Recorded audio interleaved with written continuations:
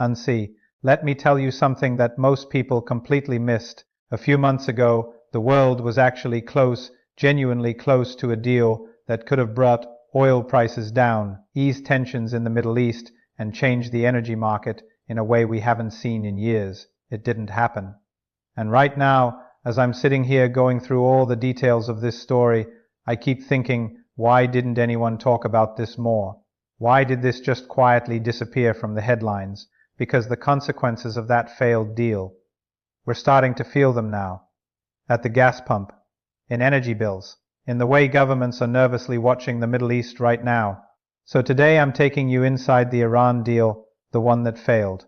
What it was, how close it actually got, why it collapsed, and what that means for oil prices going forward. This is a story about oil, power, and a negotiation that could have changed a lot for a lot of people. Let's get into it. To understand why this failed deal is such a big deal, I have to take you back a little bit. Iran sits on top of some of the largest oil reserves on the planet.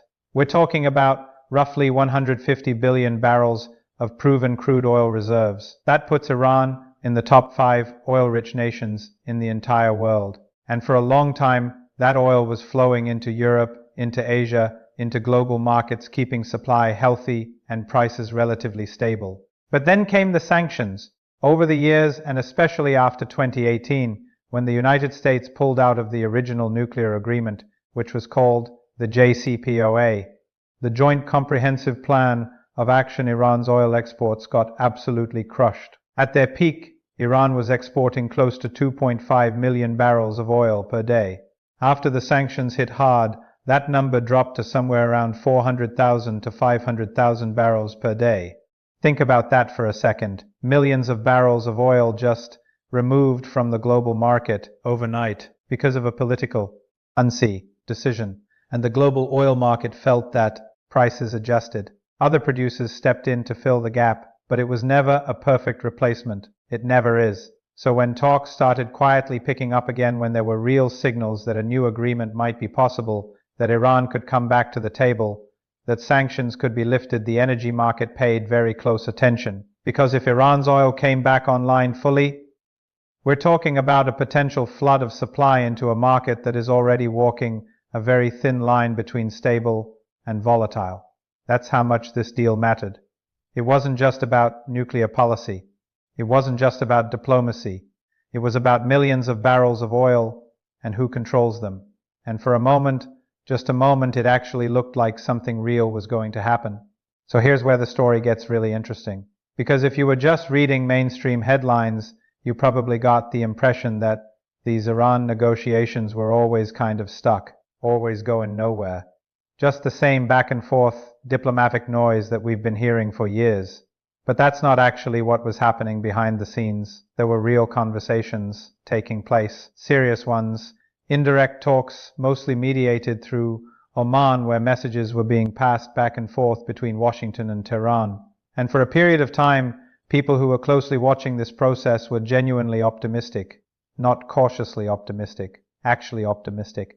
There were reports of draft frameworks being discussed. There were signals coming from Iranian officials that they were willing to cap uranium enrichment levels in exchange for meaningful sanctions relief. And on the American side, there was real interest in bringing Iranian oil back into the market, partly because high energy prices were creating serious political pressure domestically.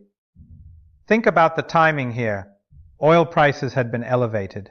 Inflation was still, unsee, a sore topic for a lot of Americans. And here was a potential solution sitting right there. Lift some sanctions, get Iranian oil flowing again, take some pressure off the market. It made sense. Economically, it made a lot of sense. And for a few weeks, maybe even a couple of months, it genuinely felt like both sides were edging towards something. Small confidence-building steps were reportedly being considered. There was even quiet talk about a limited interim agreement, not a full deal, but enough to get the ball rolling. I remember reading one analyst at the time who said, and I'm paraphrasing here, that this was the closest the two sides had been to a workable framework since the original 2015 agreement. That's not nothing. That's actually significant. But then something shifted. The tone changed. The signals got mixed. and slowly that window of opportunity that had been quietly opening started closing again. This is the part that I find most fascinating, and honestly, the most frustrating, because when you look at why this deal collapsed, it wasn't one single dramatic moment.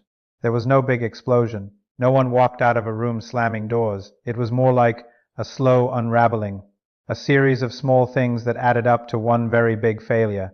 Let me walk you through it. First, there was the trust problem, and this one runs deep. Both sides came into these negotiations carrying years of baggage. Iran had watched the United States walk away from the 2015 deal under the Trump administration, just like that. An agreement that Iran had actually been complying with, verified by international inspectors, and Washington simply pulled out of it. So, when American negotiators came back to the table, Iranian leadership was skeptical, and honestly, from their perspective, that skepticism made complete sense.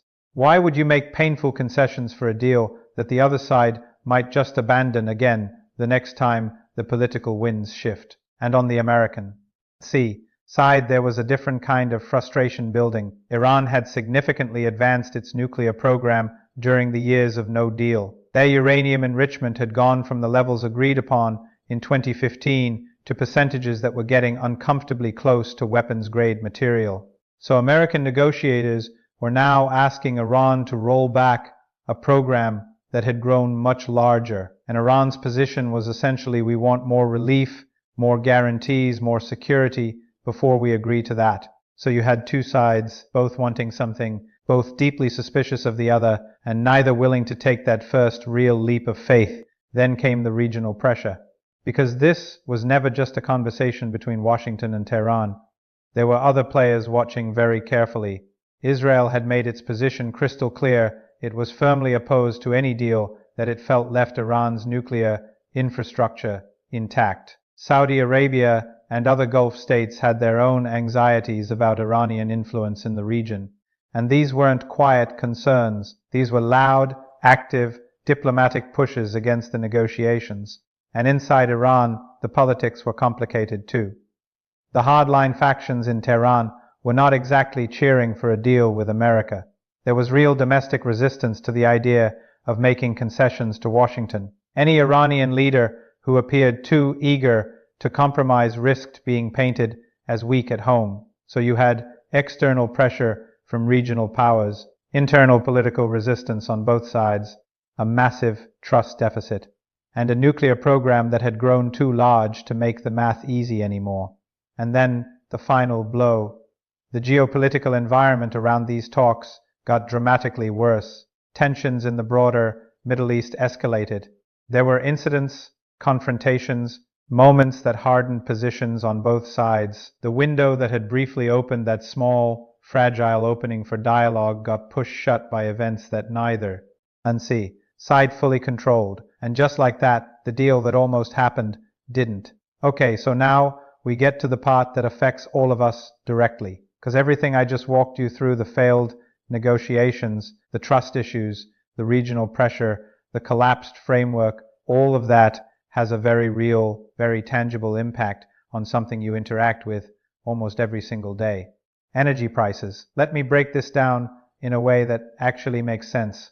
When those talks were showing signs of progress, oil markets were quietly pricing in the possibility of Iranian supply coming back. Traders, analysts, energy funds, they were factoring in the idea that somewhere between 500,000 and 1 million additional barrels per day could re-enter the global market if sanctions got lifted. That expectation alone was putting some downward pressure on prices. Not dramatic, but real. Now that expectation is gone, and the market is recalibrating.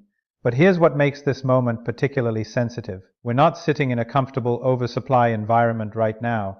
Global oil inventories are not sitting at historically high levels. OPEC and its allies have been managing production carefully, deliberately keeping supply tight to support prices. And demand, particularly from Asia, has remained stubbornly strong. So you take an already tight market. You remove the possibility of Iranian barrels coming back anytime soon. And then you add the broader geopolitical uncertainty that comes with a failed diplomatic process, because failed diplomacy doesn't just mean no deal. It often means rising tensions and rising tensions in the Middle East always make oil markets nervous. That's a recipe for upward price pressure. Now I'm not here to give you a specific number and tell you oil is going to hit this price by this date. Anyone who tells you that with certainty is guessing. But what I can tell you is what the people who study this market for a living are saying right now.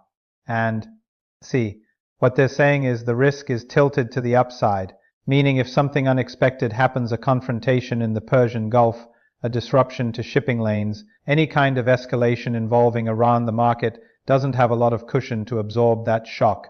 Prices could move fast and they could move far, and that filters down. It always does. Higher oil prices mean higher fuel costs. Higher fuel costs mean higher transportation costs. Higher transportation costs mean higher prices on basically everything that gets moved from one place to another, which is almost everything you buy.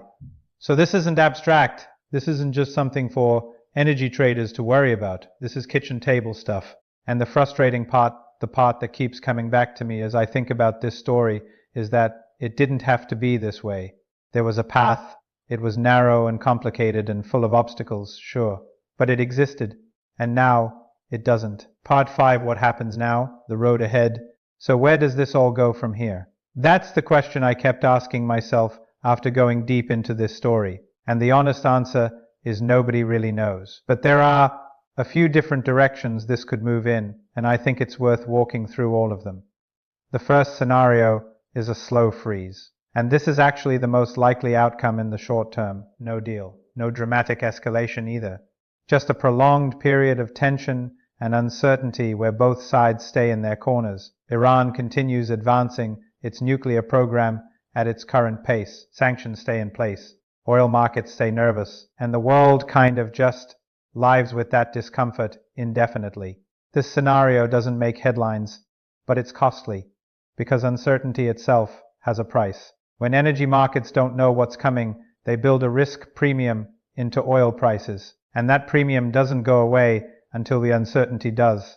The second scenario is a return to the table, and I want to be honest with you right now, this feels unlikely. The political conditions on both sides are not favorable. But diplomacy has surprised people before. If domestic pressure builds in either country, if a mediator finds a creative angle, if the right combination of incentives and guarantees somehow gets constructed, talks could quietly resume. It wouldn't be fast, it wouldn't be easy, but it's not impossible. The third scenario is the one that keeps energy analysts up at night, and that's escalation. Because here's the reality: when diplomatic channels close, other kinds of pressure tend to fill that vacuum. We've seen it before in this region. Proxy conflicts, naval incidents, attacks on energy infrastructure. Any one of those things in today's tight market environment could trigger a price spike that would be very difficult to contain quickly. Nobody wants that scenario. But pretending it's not on the table would be naive. And then there's a fourth angle that doesn't get talked about enough, and that's what other oil producers do in response to all of this. Because OPEC is watching, Russia is watching, American shale producers are watching. Every major energy player on the planet is factoring the Iran situation into their own production decisions right now.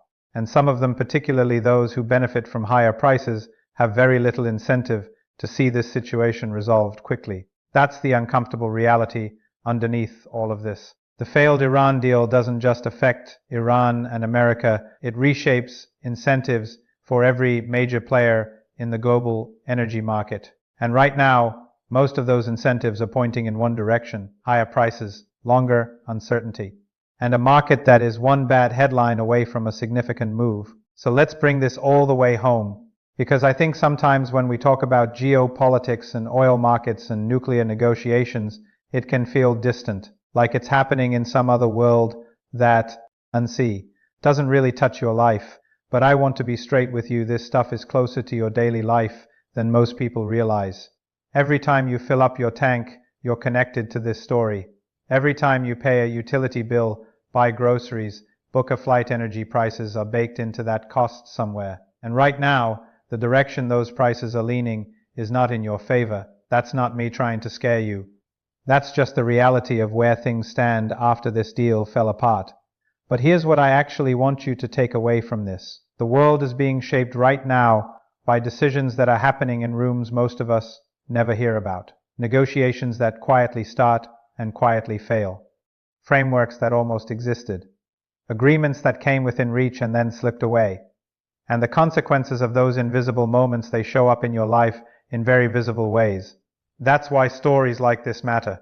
Not because you and I can personally fix a broken diplomatic process between Washington and Tehran, we can't, but because understanding what's actually happening beneath the surface, behind the headlines, gives you something valuable. It gives you context. It gives you the ability to make smarter decisions, to understand why things cost what they cost, to see the bigger picture when everyone else is just reacting to the noise. I went into this story genuinely curious, and I came out of it with a lot of respect for just how complicated this situation really is. There are no clean villains here. There are no easy solutions. There are just competing interests, decades of mistrust, and a world that is still trying to figure out how to manage a country sitting on top of one of the largest oil reserves on the planet. What happens next with Iran, whether talks eventually resume, whether tensions escalate, whether some unexpected breakthrough changes everything, I genuinely don't know. Nobody does. But I'll be watching. And now, so will you. If this story made you think, if it gave you a perspective you didn't have before, that's exactly why I do this. Make sure you're subscribed, because the next story I'm working on goes even deeper into the energy market and what's coming in the months ahead. I'll see you in the next one.